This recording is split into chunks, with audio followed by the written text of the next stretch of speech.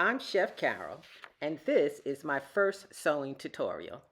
Normally, I find tutorials for my patterns on YouTube. When I searched for Vogue R11843, I couldn't find any videos. This pattern offered several challenges for me. First, it is an advanced pattern. Second, it contained techniques I had never used. I believed I had to have this dress and decided to invite anyone else interested in making this dress to take the journey with me. I believe that failure is not an option. Let's get started. This pattern is rated advanced, so there are some preliminary steps that I won't go through. This pattern goes from a size 8 to a 16. To make this dress, I actually have 60 inches of fabric, and I'm going to cut it out to a size 16, which requires 2 5/8 yards. It also requires 1 3/4 of a lining, and it requires 4 3/8 yards of underlining. Additionally, I will need 1.5 yards of interfacing, a 22-inch invisible zipper, a hook and eye, and 2 small snaps. This is basically going to be my Muslim dress. So I was able to get this burgundy fabric from Walmart, which is 3 yards for $8. And for my lining, I'm going to use another cut fabric I got from Walmart, 3 yards for $8. Basically, I'll be making this dress for about $25, not including the cost of the pattern.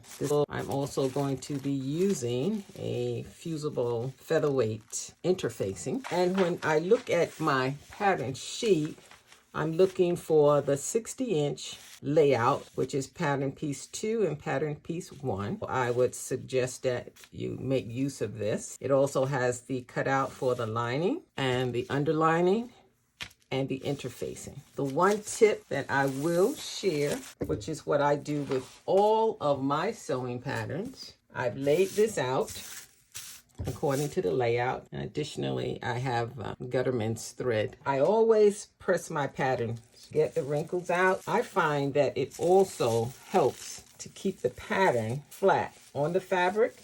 Additionally, I use weights to keep the fabric from lifting up, and I also use a rotary cutter. And this particular rotary cutter is designed to cut through 8 layers of fabric. And even though I feel that this particular fabric is sturdy enough not to need all of the underlinings and facings, but because it's a practice run for what I want to be a very lovely evening dress, I'm going to do all of the steps. I will get back to you after I've laid out all of my pieces and cut them out, and when I get to the underlining, I'll start the video there. At this point, I have cut out everything up to the underlining. I will need to use pieces 1 and 2, which I have already cut out. I put my markings on, 1 and 2, those are the primary pieces. I also cut out all of the lining pieces. And additionally, I've cut out the pieces that needed lining and interfacing. I purchased the organza, which will be the underlining. So at this point, I'm going to spread this out and show you what I'm going to do for the underlining. I watched a few videos on underlining. This is by far the most difficult dress I have ever made, but I'm going to see it through to the end. Let me just clear all this up and we'll get started on the underlining. According to the pattern, there are several pieces that need an underlining. Piece 1, 2, 10, 11, and 12. I have a 45-inch organza, and what I'm going to do, I'm going to trace the pattern piece. I'm using a chalk marker. I'm going to remove my weights, and I'm going to cut around the outline. I'm just securing these edges to keep them from moving, and I'm going to use a rotary cutter and just go around the outline. On your instruction sheet, the first thing you have is the underlining. It tells you to work on a flat surface, and you're going to pin the underlining to the wrong side of each matching front and back piece. I have cut through the underlining, and now I've laid it on top of the wrong side of the fabric, and it tells you that you will baste around the edge of each piece. And when you're basting, make sure you leave the edge of the thread open so that you can pull the basting out. You're basting within the seam allowance. So I'm about 1/4 of an inch from the edge, and I am going to go around this entire piece, and you will have to do this for each piece that requires an underlining. It tells you here in the instructions that they will not be talking about this basting any further, so it will be assumed that you will take each piece, cut out the underlining, baste it, and then the next step will be the interfacing. If you've already done your due diligence, you've already cut out your interfacing pieces and you have fused them to the wrong side of each matching lining section, but we'll get to that on the next step. Right now, go ahead, cut out all of your underlinings, baste them all around the edges, and when we come back, we'll start talking about the interfacing. So once you have cut out your organza or whatever your underline is going to be, I have a couple of tips. Make sure you cut it much larger, at least maybe 2 inches larger than the actual front piece. Then, once you finish basting all around, make sure you transfer your marking onto the underlining. Also, I've marked where the dart should be. Each underlining will be basted to the wrong side of each matching front and back. This particular piece is my front. I will now work on my back, and then I will do the same thing for pieces 10, 11, and 12. And you do the same, and we'll meet right back here.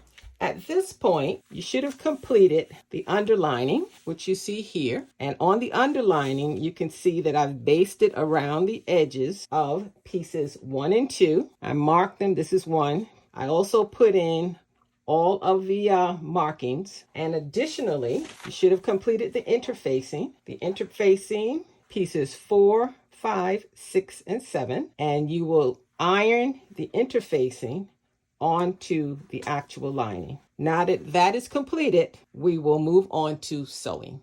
One thing that we should take notice of is on the instructions for interfacing, interface pieces 4, 6, 8, and 9. So this is 4, and this is 6, and 8 and 9 are these 2 small pieces. However, the illustration shows pieces 5 and 7. And what you'll notice about pieces 5 and 7 is it only says side back lining. It doesn't tell you to do interfacing.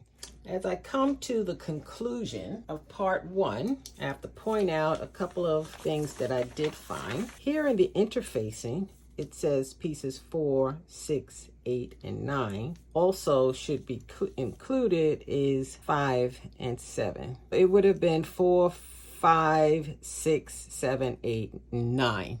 I can't say for certain if the measurements for the interfacing were correct because I actually purchased 3 yards of interfacing and my pieces worked out fine, and I do have extra. However, inside the instructions under interfacing, it talks about the fact that 4, 5, 6, and 7 have been interfaced, and it tells you to fuse it to the wrong side of each. I think it was just an error and omission on the layout, and hopefully everything else will go as planned. The next step is going to be the front and the back, and I'll see you in part 2.